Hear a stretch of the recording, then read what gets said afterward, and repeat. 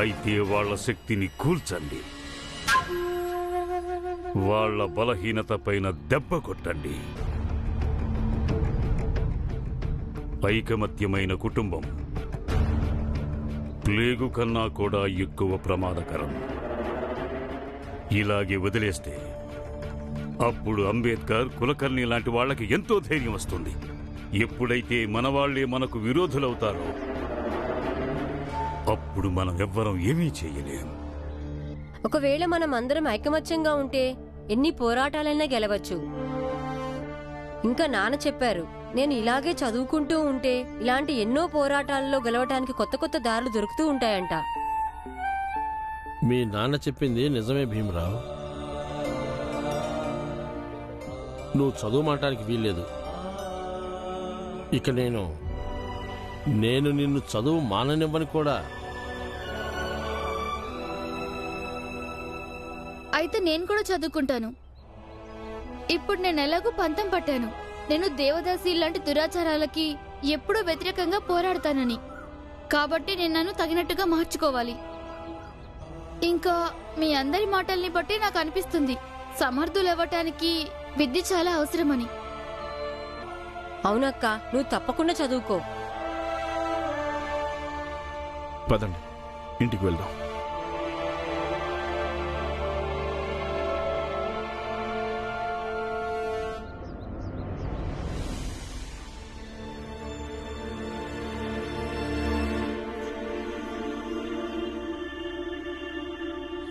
భీమాబాయ్,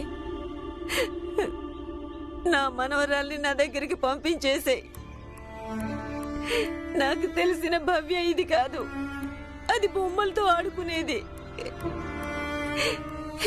ఇదిగో ఈ భవ్య మీతో పాటు జీవితాంతం పోరాటం చేస్తానంటుంది. ఆడపిల్లలు ఏం పోరాటం చేస్తారు? నాకు ఇష్టం లేదు అది పోరాటాలు చేయటం. దానికి ఏదో పిచ్చి పట్టింది, చదువుకోవాలని, సమర్థురాలు కావాలని. అది ఆడపిల్ల భీమాబాయ్. రేపో మాపో అది పెళ్లి చేసుకుని ఒక ఇంటిది అవ్వాలి. అప్పుడు దాని జీవితం బాగుంటుంది.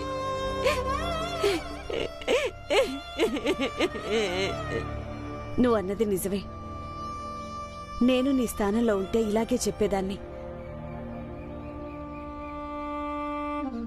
కానీ నేను నీ స్థానంలో లేను.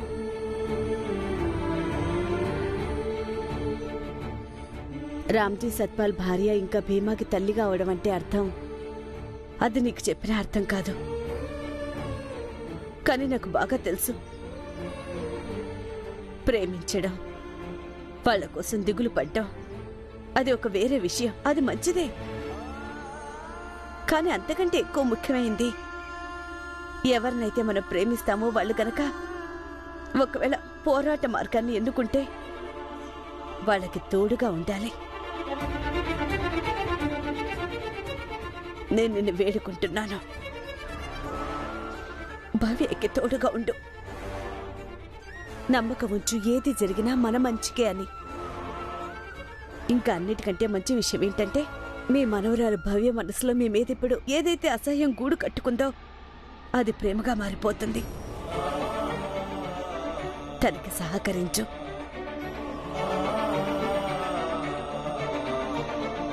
వెళ్తాను.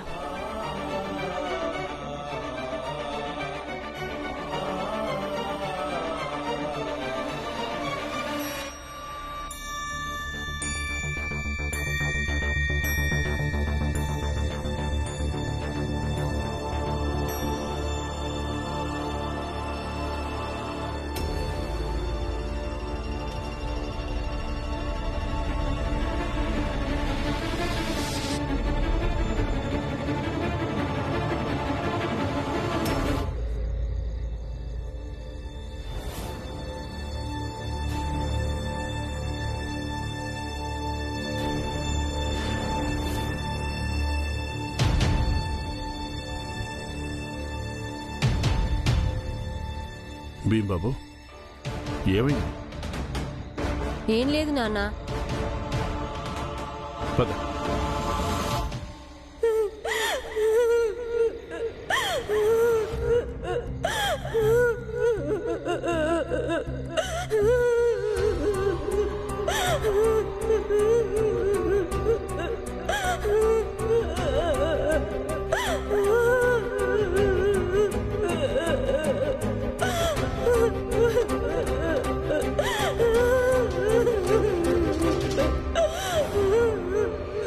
భీమ్, భీమ్,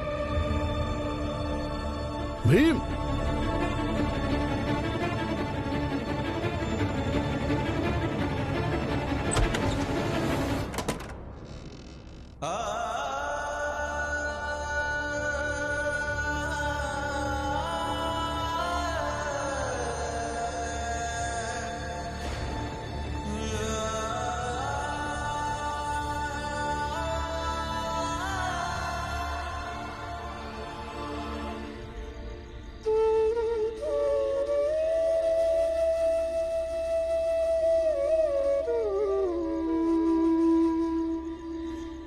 ఏమైంది భీమ్? ఎందుకలా పరిగెత్తుకుని వచ్చావు? నాన్న నాకు ఎటు చూసినా ఆ చనిపోయిన అక్కే కనిపిస్తుంది. ఆమె ప్రశ్నే కనిపిస్తుంది. నాకు చాలా కంగారుగా ఉంది నాన్న, చాలా.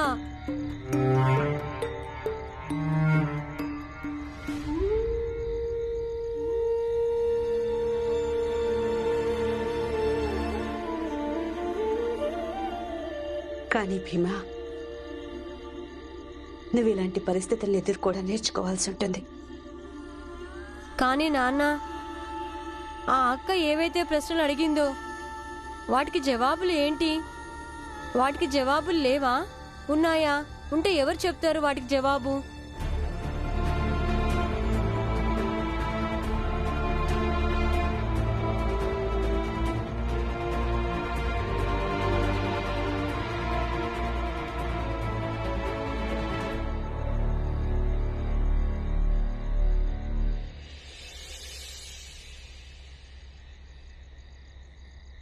ఎవరు జవాబు చెప్పరు బాబు.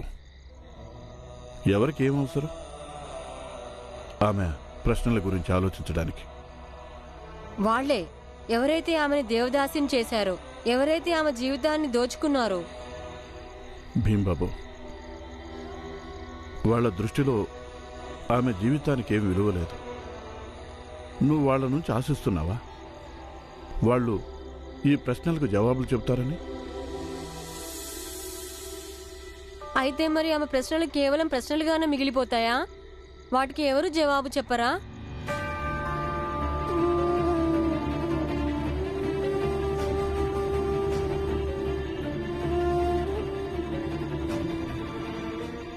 భీమ్, ఇలాంటి ఎన్నో ప్రశ్నలు ఎప్పుడూ ఉత్పన్నం అవుతూనే ఉంటాయి. ఇక వాటిని కాలం కాపాడుతుంటుంది. ఎందుకంటే కొంతకాలానికి ఇలాంటి ఎన్నో ప్రశ్నలు కలిసి భవిష్యత్తుకి గొంతు అవుతుంది. అప్పుడు వాటికి జవాబులు దొరుకుతాయి.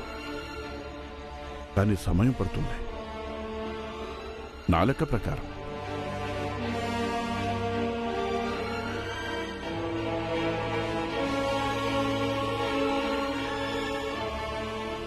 ఎందుకంటే బాబు, ఎవరినైతే జవాబు అడుగుతున్నామో వాళ్ళకి చాలా ఎక్కువ శక్తి ఉంది. కాబట్టి వాళ్ళ శక్తి ముందు ఈ ప్రశ్నలు కొన్ని క్షణాల్లోనే అనగదొక్కపడి మోగబోతున్నాయి. అందుకని నువ్వేమీ బాధపడొద్దు. మీ అమ్మ చెప్పింది నిజమే. నువ్వు ఇలాంటి పరిస్థితులను ఎదుర్కోవడం నేర్చుకోవాలి. ప్రస్తుతం ఈ విషయానికి తృప్తిపడు. భవ్య మనతో పాటు మన మధ్యనే ఉన్నందుకు తనని వాళ్ళ చెర నుంచి కాపాడడంలో మనం సఫలమయ్యాం, సాధించగలిగాం. అవునా?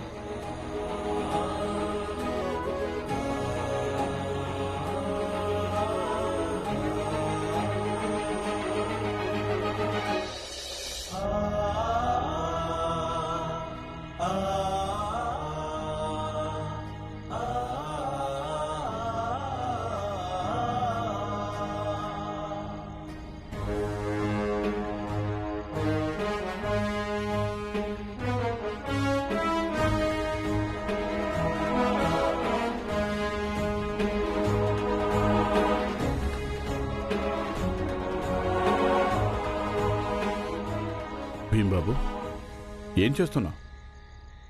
నువ్వు అన్నావుగా నాన్న, ప్రస్తుతం ఈ ప్రశ్నలు మూగబోయాయని.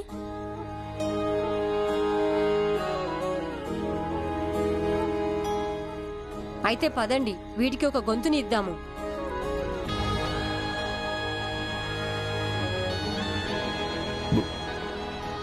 అంటే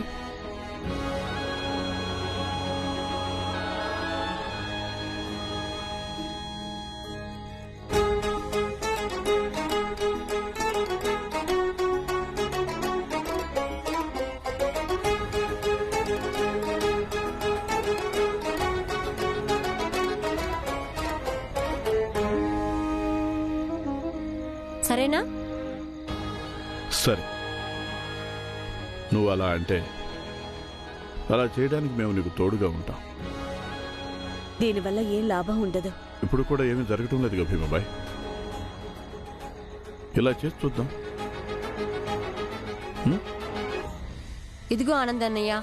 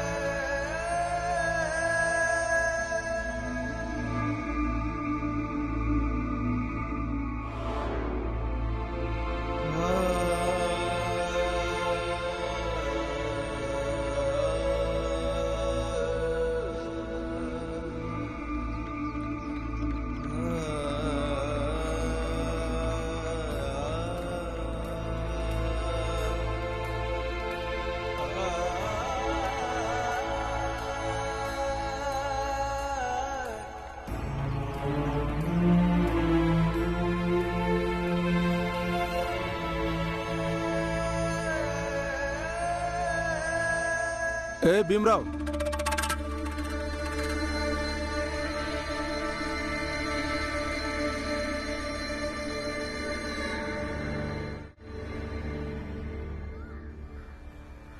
మళ్ళీ ఇదేం కొత్త నాటకం?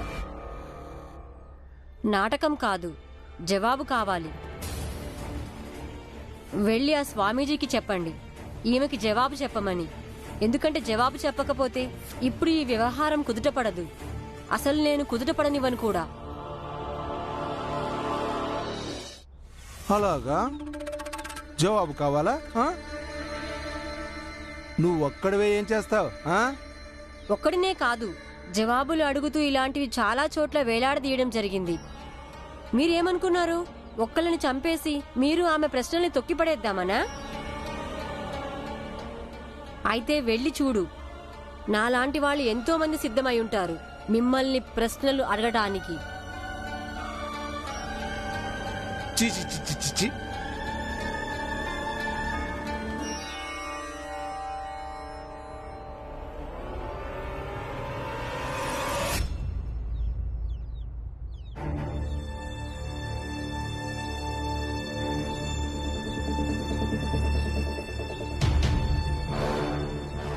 కానీ ఒక్క విషయం మాత్రం నిజమన్నా, చచ్చిపోయే ముందు ఏ మనిషి అబద్ధం చెప్పరు. ఇప్పుడు ఆ దేవదాసి అలా రాసింది అంటే ఆమెకి భగవంతుడి అనుభూతే కలగలేదని. మరి ఆ భగవంతుడు సమర్పించుకోవడం అంటే అర్థం ఏంటి? నీ అనుమానం సరైందే తమ్ముడు, కానీ స్వామీజీ ఎవరినైనా ఊరికే ఎందుకు దాసిగా మారుస్తాడు? స్వామీజీ పరువు తీయడానికే చేశారు ఇదంతా. దీనిలో పరువు తీసేదేముంది? స్వామి జవాబు చెప్తే సరిపోతుందిగా. ఈ పాటికి వార్త స్వామీజీకి చేరిపోయి ఉంటుంది. సతారాలో వీధి వీధికి అక్క ప్రశ్నలు నిలదీస్తున్నాయని, వాటికి స్వామీజీ జవాబు చెప్పాలని. మీరందరూ ఏమనుకుంటున్నారు? మీరు ఇలా ప్రశ్నించినంత మాత్రాన స్వామి అందరికీ నిజాలు చెప్తాడనే?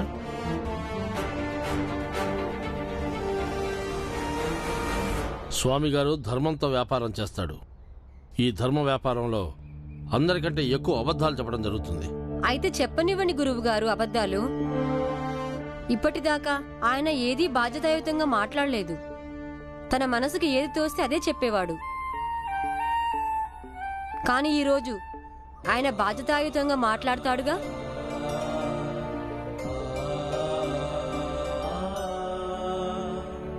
స్వామీజీ, మనవాళ్లలో కూడా అనుమానపు పురుగు మెల్లగా వాళ్ళ మెదళ్లను తొలుస్తుంది. కాబట్టి వాళ్ళని శాంతపరచడం చాలా అవసరం. స్వామిగారు, మాకొక్కటే తెలిసింది, వాళ్ళందరూ మీ దగ్గరకు కూడా సమాధానం కోసం రావచ్చని. సర్వజ్ఞ స్వామికి జై! సర్వజ్ఞ స్వామికి జై! సర్వజ్ఞ స్వామికి జై! సర్వజ్ఞ స్వామికి జై! సర్వజ్ఞ స్వామికి బహుశా వాళ్ళు వచ్చినట్టున్నారు. రానివ్వండి వాళ్ళని. ప్రశ్నలు నన్నడగకపోతే వాళ్ళు ఇంకెవరిని అడుగుతారు?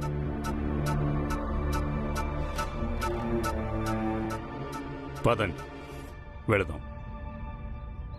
సర్వజ్ఞ స్వామికి జై! సర్వజ్ఞ స్వామికి జై! సర్వజ్ఞ స్వామికి జై! సర్వజ్ఞ స్వామికి జై! సర్వజ్ఞ స్వామికి జై! స్వామి, ఆమె ఒకవేళ దేవదాసి అయితే మాకు తెలుసు మీ మనసుల్లో ఏ ఏ ప్రశ్నలున్నాయో. అందుకే మేము మీ ప్రశ్నలన్నిటికీ జవాబు చెప్పాలనుకున్నాము. కానీ ఇప్పుడు కాదు, సాయంత్రం అదే ప్రదేశంలో సమావేశమవ్వండి. ఎక్కడైతే ఆ దేవదాసి తన అశాశ్వతమైన శరీరాన్ని త్యజించిందో అక్కడ. అలాగే నాదొక ఆదేశం, మీరొచ్చేటప్పుడు అగరబత్తులు తీసుకురండి. ఎందుకంటే ఆ అమ్మాయి ఆత్మశాంతి కోసం మనందరం ప్రార్థన చేద్దాం. మీ ఆజ్ఞ స్వామి. సర్వజ్ఞ స్వామికి జై! సర్వజ్ఞ స్వామికి జై! సర్వజ్ఞ స్వామికి జై! సర్వజ్ఞ స్వామికి జై! సర్వజ్ఞ స్వామికి జై! సర్వజ్ఞ స్వామికి జై! సర్వజ్ఞ స్వామికి జై! సర్వజ్ఞ స్వామికి జై! సేటు గారు, ఆ అమ్మాయి శవం ఇంకా అక్కడే వేలాడుతోందా? అవును స్వామి, మీరు చెప్పారుగా అలాగే వదిలేయమని, అందుకే అలాగే వదిలేశాం. లేదు, మీరు వెళ్ళండి. ఆ శవాన్ని కిందికి దింపించండి. దాన్ని కాల్చి ఆమెకు అంతిమ సంస్కారాలు జరిపించండి. ఇక ఆమె అస్థికల్లో సగభాగం అదే చెట్టు కింద పాతి పెట్టండి. అక్కడ ఒక దిమ్మెను నిర్మించండి. మిగతా సగం అస్థికల్ని ఆ దిమ్మె మీద ఉంచండి. వెళ్ళండి, సాయంత్రం కలుద్దాం. అలాగే స్వామి. అన్ని ప్రశ్నలకు జవాబు చెప్తాను. అన్నట్టు ఆ భీమరావుకి వాడి తండ్రి కూడా చెప్పండి, ఈరోజు సాయంత్రం ఈ స్వామి అన్ని ప్రశ్నలకు సమాధానం చెప్తాడని. తప్పక రమ్మనండి.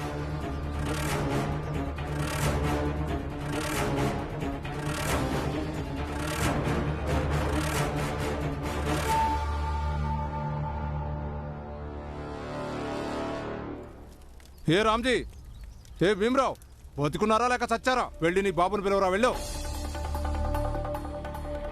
భీమరావు, జాగ్రత్తగా చెవులు రిక్కించుకొని విను. ఈరోజు మా స్వామి గారు ఆ చచ్చిపోయిన దేవదాసి ప్రశ్నలకి అన్నింటికీ జవాబులు చెప్తారంట. మా స్వామీజీ చెప్పాడు, నిన్ను ఇంకా మీ నాన్న రామ్జీ సత్పాల్ని తప్పకుండా రమ్మన్నాడు.